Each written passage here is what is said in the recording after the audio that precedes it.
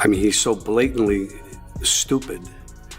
He's a punk, he's a dog, he's a pig, he's a con, a bullshit artist, a mutt who doesn't know what he's talking about, doesn't do his homework, doesn't care, thinks he's gaming society, doesn't pay his taxes. He's an idiot. Colin Powell said it best. He's a national disaster. He's an embarrassment to this country. Donald Trump has faced criticism his entire public life.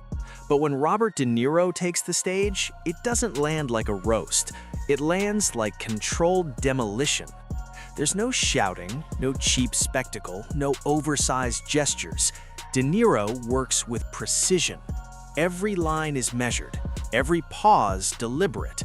Like a master artisan, he chips away slowly, removing the layers until nothing artificial remains. What grips the audience isn't rage, it's ridicule, sharpened to a blade. A calm, surgical mockery that shatters the illusion of greatness. De Niro doesn't argue with the myth Trump built, he dismantles it, brick by brick, until all that's left is rubble where confidence once stood. I mean, look at the lame, inane things that he said. He's so stupid, he can't even say anything clever or smooth. He's a moron.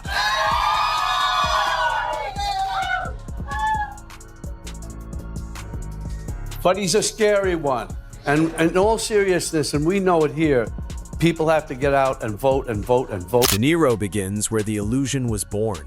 The skyline of gold and glass Trump presented as proof of dominance. To De Niro, those towers aren't symbols of success. They're monuments to ego.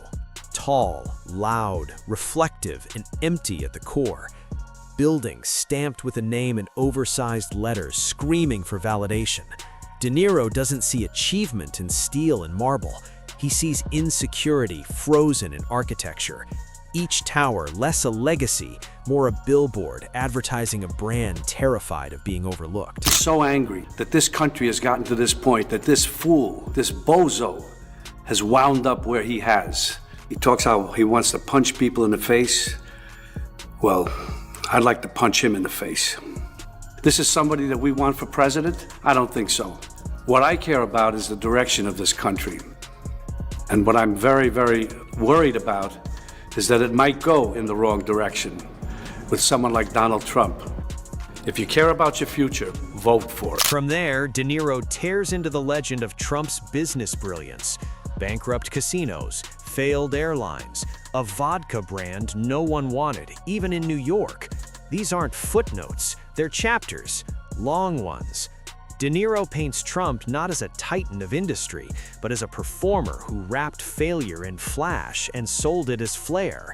The balance sheet doesn't read like success, it reads like a prop inventory from a bargain bin spectacle, shiny on the surface, hollow underneath, destined for clearance. He is a malignant narcissist. He's a socio-psychopath. He's created some new language as far as describing somebody in his mental condition.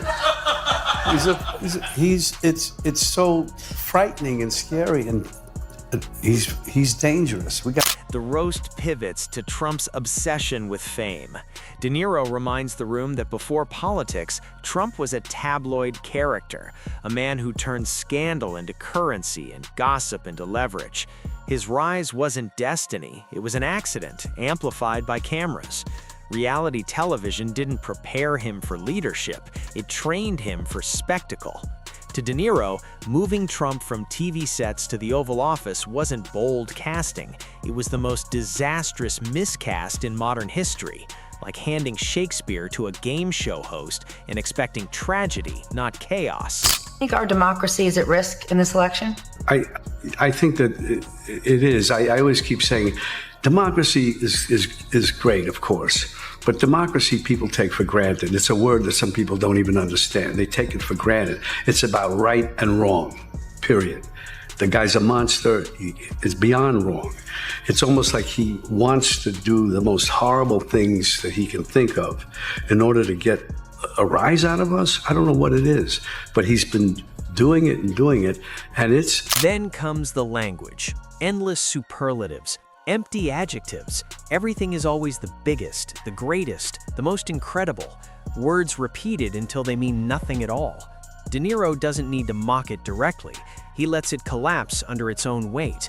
A man wielding enormous power, speaking with the limited toolkit of a used car salesman. The exaggeration never projected strength. It exposed desperation. Loud words filling the silence where substance should have lived. This kind of government will perish from the earth. I don't mean to scare you. No, wait, maybe I do mean to scare you. If Trump returns to the White House, you can kiss these freedoms goodbye that we all take for granted. And elections, forget about it. That's over. That's done. If he gets in, I can tell you right now, he will never leave. He will. Next, De Niro targets Trump's fixation on loyalty. Demanded relentlessly, returned never. Allies, aides, confidants, even family members discarded the moment their usefulness expired. The irony is brutal. The loudest preacher of loyalty leaves behind a trail of betrayal. Former allies line up, not to defend him, but to expose him. De Niro then turns to the rallies. He frames them not as political movements, but as traveling one-man shows.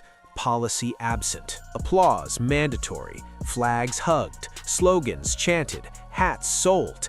Not patriotism, just props. Performance without principle. Confuse people and make them think, no, you think he's... No, I don't think so. Why do you think, I'm curious why you would guess that there's a big group of people in this country who believe that he cares about them? I am totally dumbfounded, baffled by that. I can't understand it. And it's a thing that we've seen over decades and decades. And he's a what's it, Tammy Faye and the other one. Yes. It's the same thing, give us your money, we're gonna save you. Yeah, televangelist. Yeah. It's just the same thing. And it's so obvious. I just don't understand people can buy it. I just don't know. It's all an act in a certain way. It's all out of insecurity. He's deeply. The tone sharpens as De Niro exposes Trump's inability to absorb criticism. Every joke becomes an attack, every headline a conspiracy. Behind the volume sits Fragility, a man who roars loudly but rattles easily.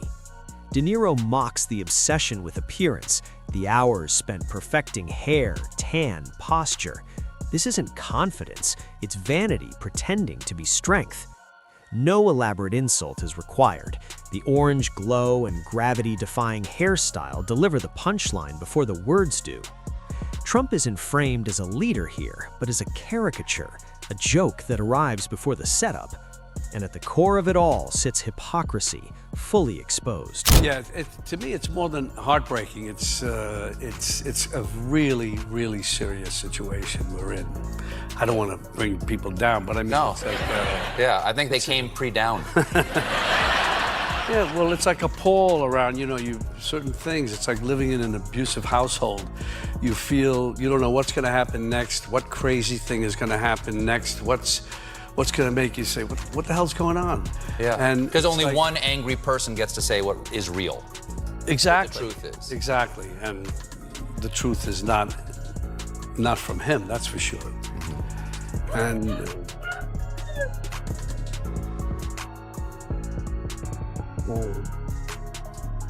And he's De Niro hammers Trump's obsession with legacy.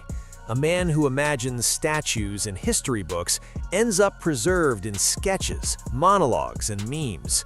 His monuments aren't carved from stone, they're etched into punchlines. The roast grows harsher as De Niro dismantles Trump's self-portrait as a victim. Every failure blamed elsewhere, every loss outsourced, responsibility never accepted. To De Niro, this isn't resilience, it's weakness. Not a fighter, but an excuse maker. Coherence becomes optional. Logic disappears. Vision replaced by noise. Trump didn't lead with direction. He confused volume for clarity. in him. It can't be. It cannot be. If he wins the election, you won't be on the show anymore. He'll come looking for me. there'll be things that happen that none of us could imagine. That's what happens in that kind of a dictatorship. Then comes the hunger for headlines. De Niro mocks Trump's need to dominate every news cycle, even if it meant igniting chaos just to stay visible. Scandal wasn't damage control, it was the plan. By now, every mask has been removed. The industrial titan, the outsider, the strongman, all revealed as costumes worn by a performer desperate for attention. The story isn't epic, it's farce. Victories buried beneath absurdity, legacy rewritten by ridicule. De Niro makes one thing clear: history doesn't get the final word, humor does, and the verdict is deafening.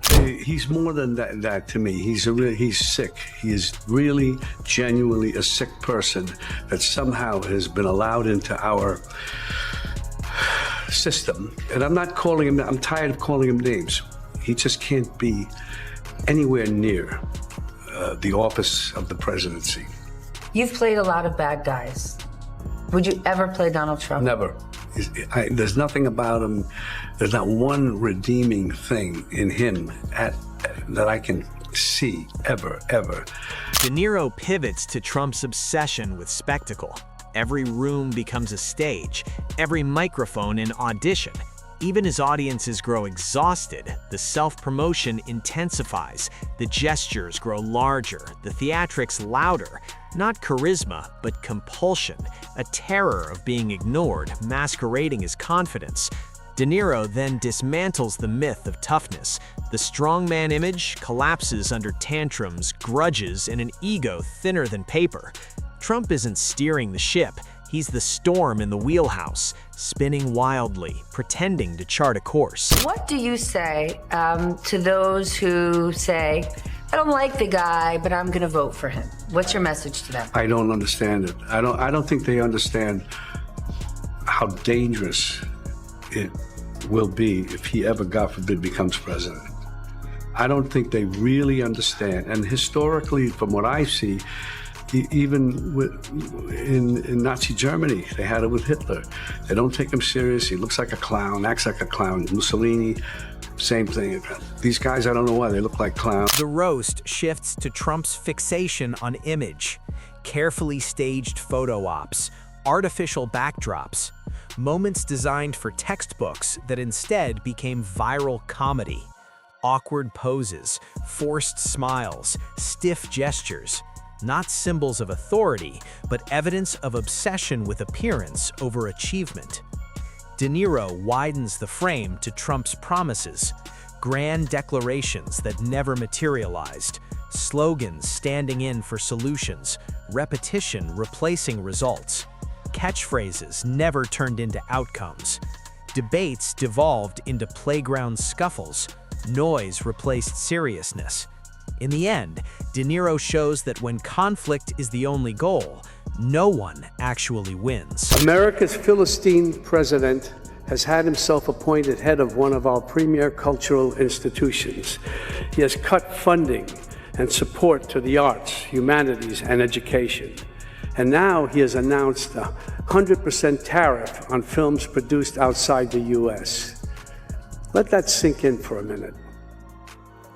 You can't put a price on creativity, but apparently you can put a tariff on it. Of course, this is unacceptable. All these attacks are unacceptable, and this isn't just an American problem, it's a global. De Niro doesn't spare Trump's relationship with truth, or rather the absence of one. Facts bent for convenience, reality reshaped for applause. Falsehoods delivered with such confidence that questioning them felt optional. But stacked together, the contradictions formed not strategy, but absurdity. This wasn't planning, it was ego-driven improvisation. Without conflict, Trump lost direction, so he invented enemies to keep the show alive. Each new villain made the performance more ridiculous. De Niro strips away the mask of confidence, revealing fear underneath. Fear of irrelevance, fear of humiliation, fear of being forgotten. Been pretty open about your dislike for Mr. Trump. You once famously said you'd like to punch him in the face. I don't understand why people are not taking him seriously, because you read about it historically in other countries that they didn't take the people seriously. I think Hitler, Mussolini, they're fools and clowns. Well, and I hear it, there's some people, I mean, who does not think that this guy is going to do exactly what... In the end, De Niro shows that every boast was never about power. It was a plea for reassurance.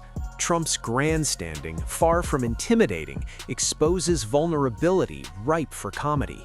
Fear, not dominance, powered the act all along. As the finale approaches, De Niro dismantles the legacy Trump imagined. There are no monuments, no reverence, only parody. His name will endure, but not in stone, in punchlines, skits, satire, a legacy no sculptor would claim. De Niro closes quietly, no shout, just a smirk. The demolition complete, power reduced to parody, myth dissolved into laughter, a cautionary joke sealed for a generation.